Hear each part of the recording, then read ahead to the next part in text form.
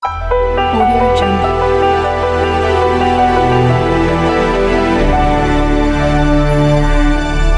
Audio Jungle. Assalamualaikum warahmatullahi taala wabarakatuh dan salam sejahtera. Apa kabar semua? Cikgu harapkan semuanya dalam keadaan sihat dan ceria selalu. Alhamdulillah, kita bertemu lagi di YouTube channel Cikgu Ainun. Dan kali ini, apakah yang bakal kita bincangkan? Baiklah, sering cikgu terdengar ramai pelajar yang kata subjek ekonomi susah, subjek ekonomi mencabar, tak boleh nak skor. Ia ke susah? Ia ke mencabar? Jadi, untuk kali ini, cikgu akan kongsikan tips dan rahsia bagaimana nak mencapai keputusan yang baik dan grade cemerlang dalam ekonomi. Jadi, jangan lepaskan peluang. Stay tune, tonton video ini sehingga habis. Okey. Tips cemerlang subjek ekonomi bersama Cikgu Ainun.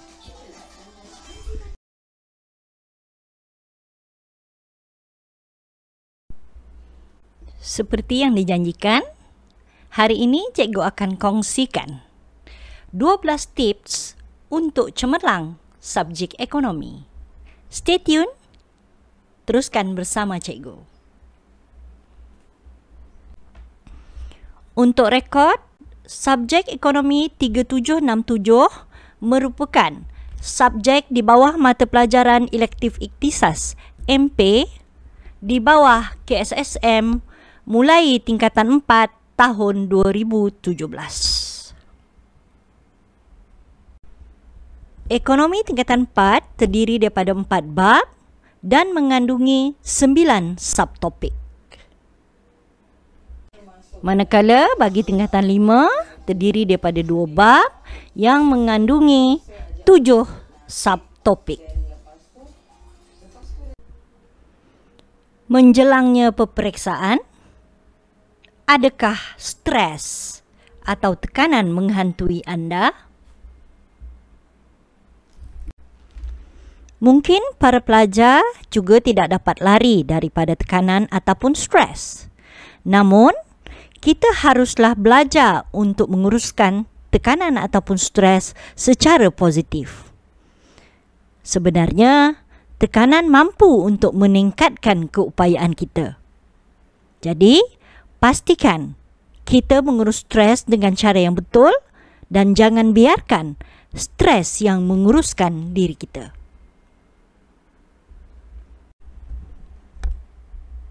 Baiklah para pelajar, jadi tak mau stres-stres ya. Okey, walau apa pun yang kita katakan, peperiksaan pasti akan kita hadapi. Jadi, sentiasalah bersikap dan bersemangat kuat dan positif. Sebelum kita berkongsi tentang tips untuk cemerlang subjek ekonomi, di sini cikgu ingin mengingatkan semula tentang format pentaksiran ekonomi SPM, yang mana para pelajar akan diuji ataupun ditaksir melalui 2 kertas, iaitu kertas 1 dan kertas 2. Kertas 1 terdiri daripada 40 soalan objektif yang akan membawa 40 markah dan ujian akan diberi selama 1 jam 15 minit. Manakala kertas 2 pula terdiri daripada ujian subjektif yang memerlukan pelajar untuk menjawab 5 soalan kesemuanya dengan menggunakan jawapan respon terhad dan respon terbuka. Kertas 2 ini terbahagi kepada 2 bahagian. Bahagian A terdiri pada 3 soalan yang wajib dijawab dan bahagian B terdiri daripada 4 soalan yang mana para pelajar perlu memilih 2 soalan sahaja. Untuk markah, jumlah markah yang diperuntukkan ialah 100 markah, di mana bahagian A akan membawa 60 markah dan bahagian B 40 markah, dan masa yang diberi 2 jam 15 minit. Manakala wajaran untuk kertas 1 ialah 40% dan wajaran untuk kertas 2 ialah 60%. Mari kita lihat dahulu perkiraan strategi untuk lulus ekonomi SPM. Katakan untuk kertas 1, pelajar mampu menjawab minimum 20 soalan betul, maka markah terkumpul adalah 20%.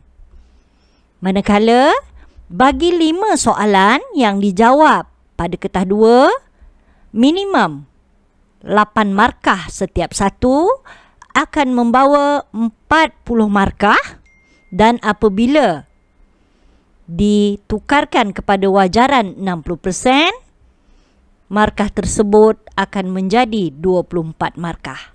Jadi apabila kita campurkan kertas 1 20 markah tadi dan kertas 2 24 markah, maka jumlah markah akhir adalah 44%. Bermakna pelajar sudah layak untuk mendapat grade E, lulus grade E, tetapi belum lagi kepujian.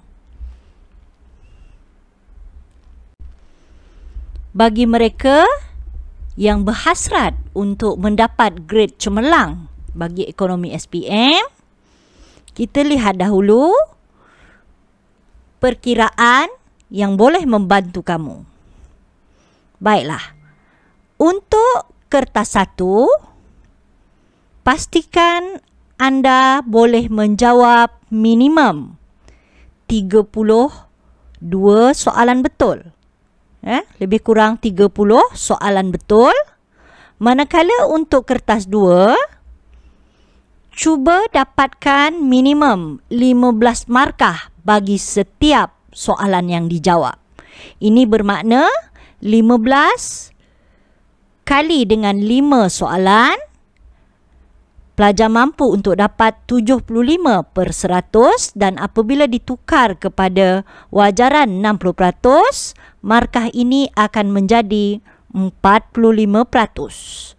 Oleh itu, dengan markah kertas 1 tadi kita dapat 32, dicampurkan dengan markah kertas 2 45, markah terkumpul ialah 77%. Ini bermakna pelajar sudah layak untuk mendapat grade cemerlang A tolak.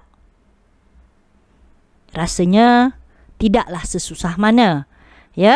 Jadi untuk mendapatkan keputusan yang baik, kita kenalah berusaha dan mengetahui tips bagaimana untuk mencapai kejayaan tersebut.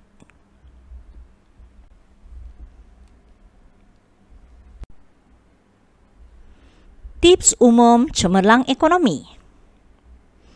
Yang pertama, pastikan ingat tajuk-tajuk penting dari setiap topik, kerana kebanyakan soalan adalah berkaitan antara satu tajuk dengan tajuk yang lain ataupun rentas tajuk. Sebelum ini, cikgu telah menyatakan bahawa terdapat 6 bab ataupun 6 topik besar di bawah subjek ekonomi tingkatan 4 dan 5, yang mana 6 topik ini mengandungi 15 subtopik. Jadi, pastikan pelajar mempunyai checklist dan buat semakan sama ada telah benar-benar menguasai subtopik berkenaan untuk memastikan para pelajar boleh menjawab soalan yang diberi. Kerana lazimnya soalan ekonomi adalah berkaitan antara satu tajuk dengan tajuk yang lain. Sebagai contoh, hukum permintaan, hukum penawaran akan dikaitkan dengan keseimbangan pasaran. Dan juga subtopik yang lain seperti penentu permintaan, penentu penawaran, dan juga corak perbelanjaan penggunaan.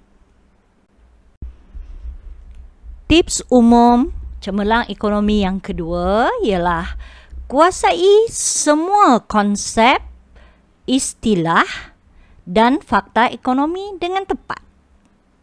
Sebagai contoh, hukum permintaan menyatakan bahawa apabila harga meningkat, kuantiti diminta akan turun, dan sebaliknya apabila harga menurun, kuantiti permintaan akan meningkat. Ya, jadi pastikan para pelajar menguasai semua konsep, istilah dan fakta ekonomi yang dipelajari untuk memastikan pelajar boleh mendapat grade yang cemerlang dan menjawab semua soalan dengan baik mengikut hukum dan fakta ekonomi yang tepat.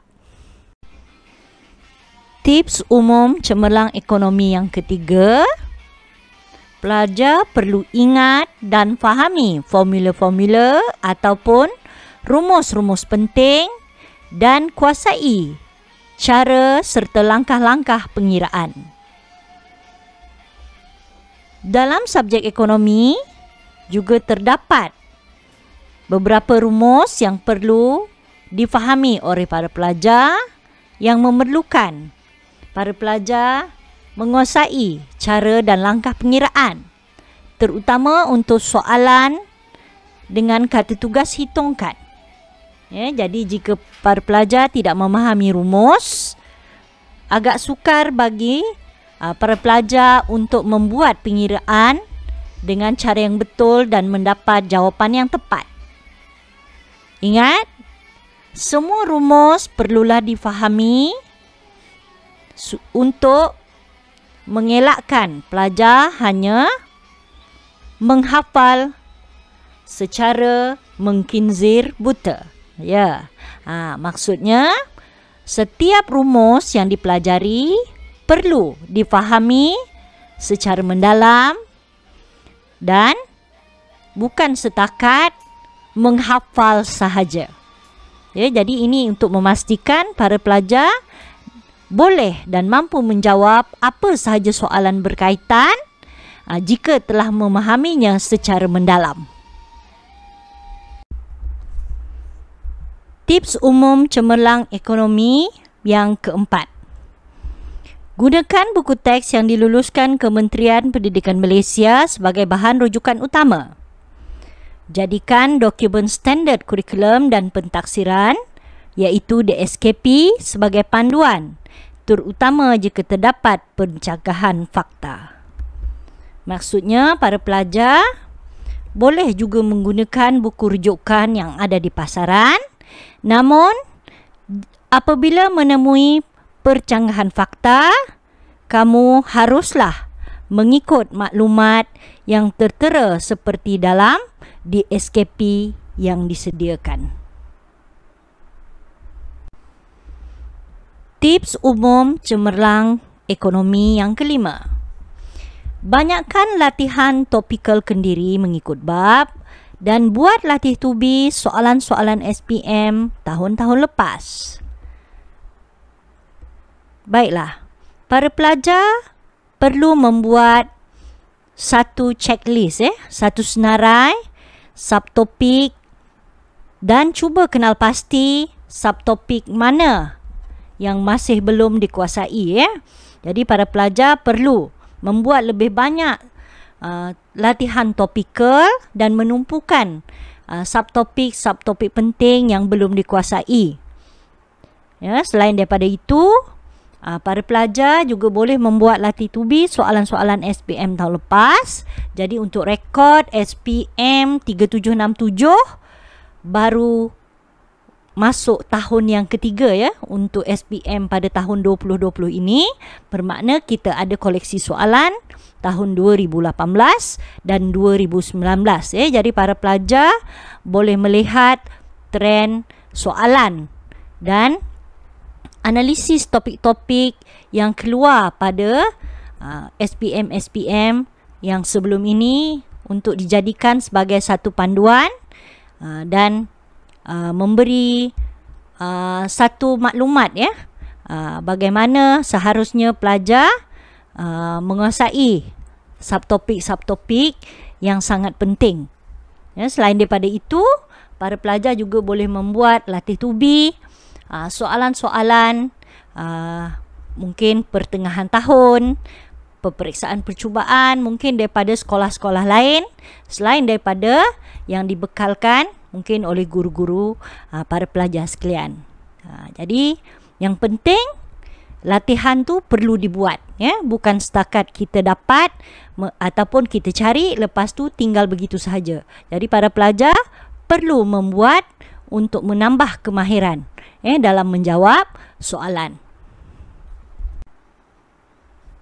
Tips umum cemerlang ekonomi yang keenam, sila beri tumpuan kepada soalan SPM 2019 tahun sebelum ya sebagai ulang kaji kerana ia menampakkan trend teknik penyoalan terkini yang mungkin disoal semula pada tahun 2020 iaitu tahun semasa. Maknanya untuk SPM tahun semasa kita perlulah melihat trend penyoalan ataupun teknik penyoalan soalan SPM sebelumnya untuk memberikan kita idea bagaimana agaknya soalan ataupun teknik penyoalan yang bakal digunakan. Jadi di sini cikgu memberikan contoh bagi tahun 2020, maka kita beri tumpuan kepada soalan SPM 2019 dengan melihat soalan-soalan sebelum ini, sekurang-kurangnya kamu akan mendapat idea dan dapat mungkin mendapat lebih banyak idea bagaimana gambaran mendapat gambaran bagaimana soalan yang bakal diajukan. Jadi ini salah satu caralah kaedah untuk kita memahami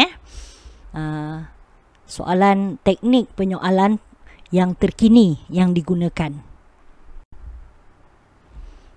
Tips umum cemerlang ekonomi yang ketujuh, kuasai penggunaan kertas graf dan melukis kelok dan rajah. Baiklah. Dalam subjek ekonomi, kelok merupakan nadi kepada subjek ekonomi. Maknanya kita tidak boleh dipisahkan. Biasanya pelajar ekonomi memang perlu mahir untuk melukis kelok. Jadi sebagai contoh di sini cikgu berikan ini adalah kelok keseimbangan pasaran. Jadi apabila para pelajar melukis kelok keseimbangan pasaran ini sebagai contoh menggunakan kertas graf, pastikan skala yang digunakan adalah tepat, seragam dan semua kelok paksi bagi paksi X dan Y perlu ada titik asalan ataupun titik origin. Jadi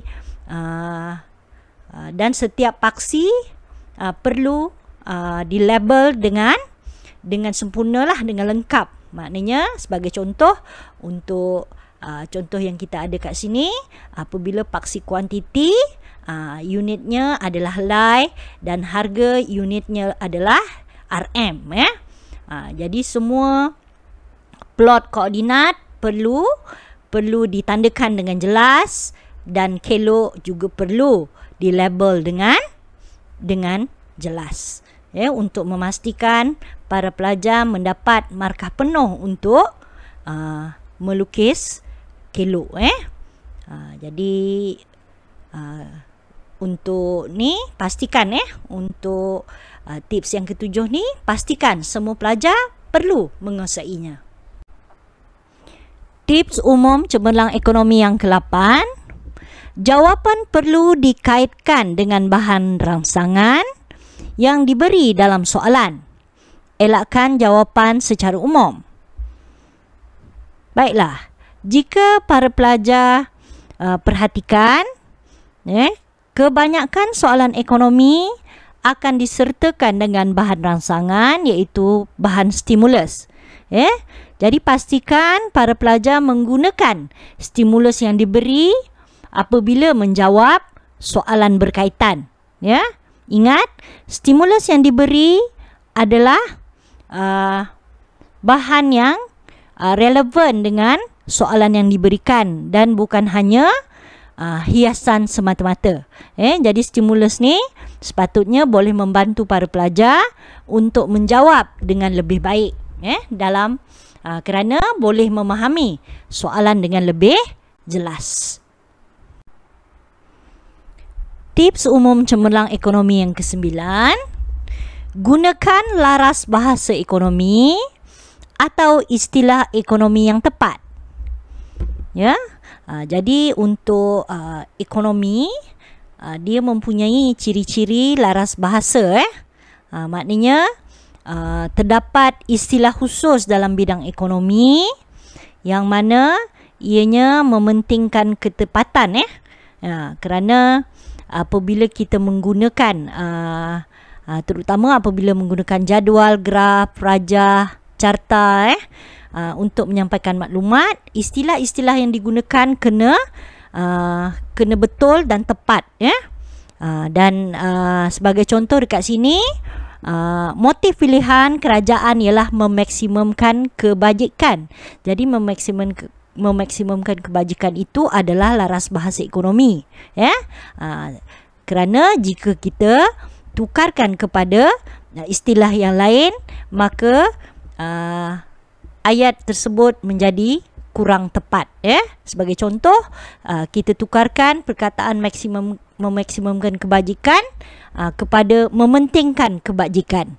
Jadi dia menjadi tidak tepat. Tips umum cemerlang ekonomi yang ke-10.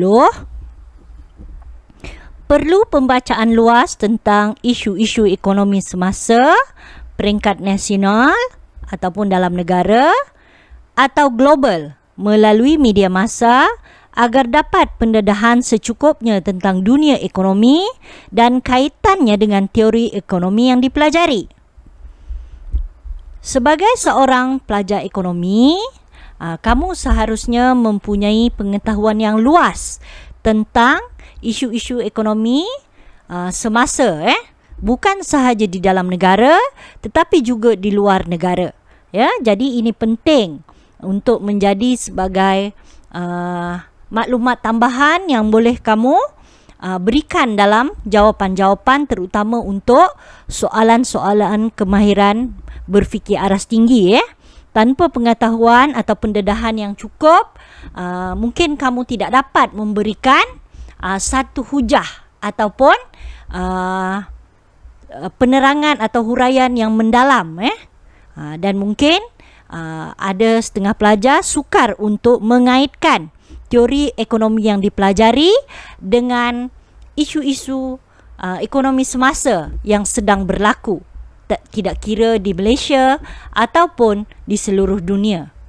Jadi media massa termasuklah membaca akhbar, berita-berita yang keluar di media elektrik dan elektronik, dan juga kamu boleh mendapatkan maklumat melalui internet.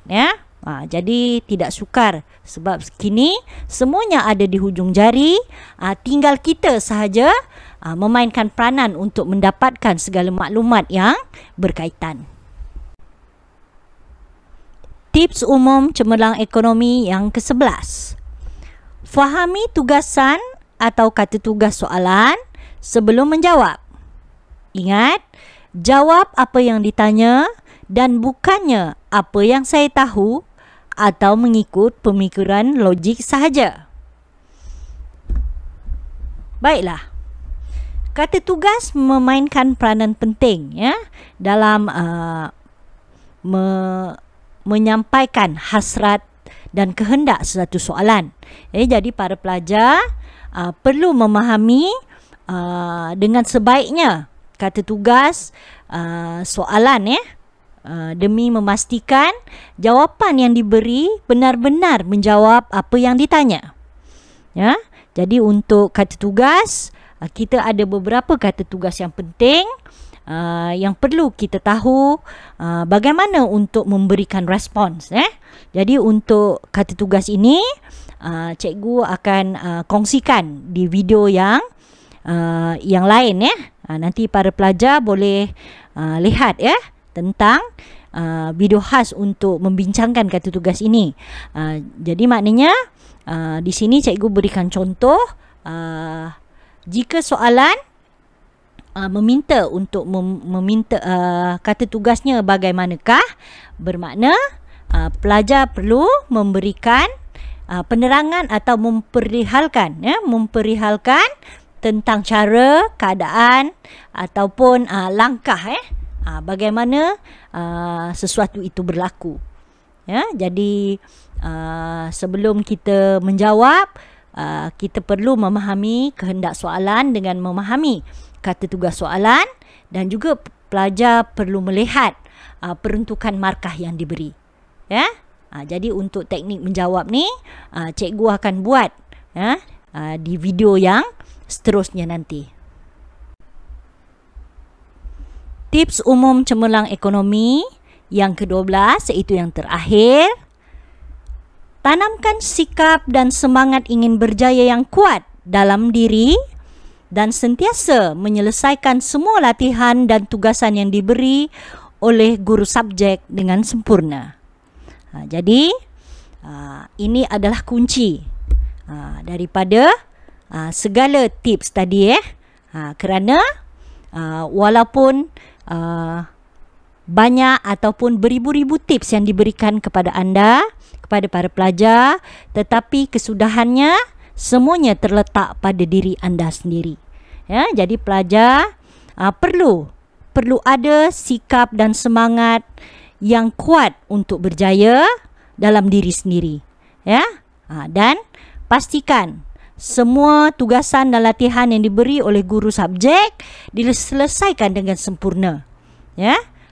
InsyaAllah man jada wajada. Siapa berusaha pasti akan mendapat kejayaan, dan ilmu yang diterima juga berkat jika para pelajar taat ataupun mendengar nasihat dan pesanan daripada guru-guru sekalian. Sebagai pesanan daripada cikgu, diharap semua pelajar sentiasa bersifat dan bersikap positif. Tidak dinafikan, dalam kehidupan kita tidak boleh lari daripada pelbagai masalah. Tetapi kita seharusnya bertindak dengan cara yang betul, positif selalu. Jangan pernah mengalah dan jangan pernah lupa menadah tangan, memohon doa untuk diberi kekuatan daripada Allah Subhanahu wa taala.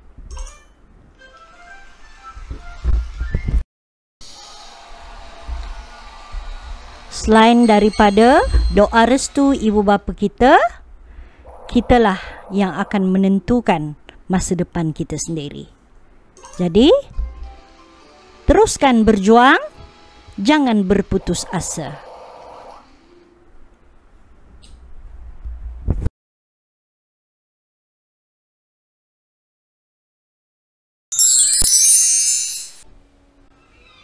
Exams. E. Early preparation ensure success. X. Extra check with past examination. A. Analyze the question. M. Manage your time. S. Steady your nervous.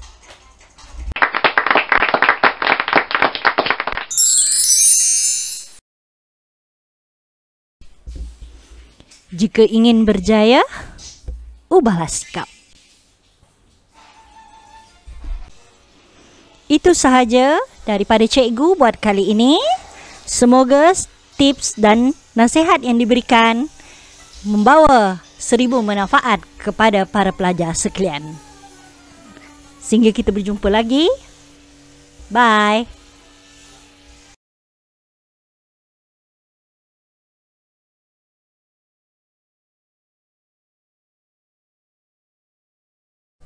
Jika video ini bermanfaat, sila tekan butang like dan share kepada lebih ramai orang. Kepada mereka yang belum subscribe, sila tekan butang subscribe sebagai tanda sokongan dan tekan butang loceng untuk notifikasi video-video menarik seterusnya daripada Cikgu Ainun.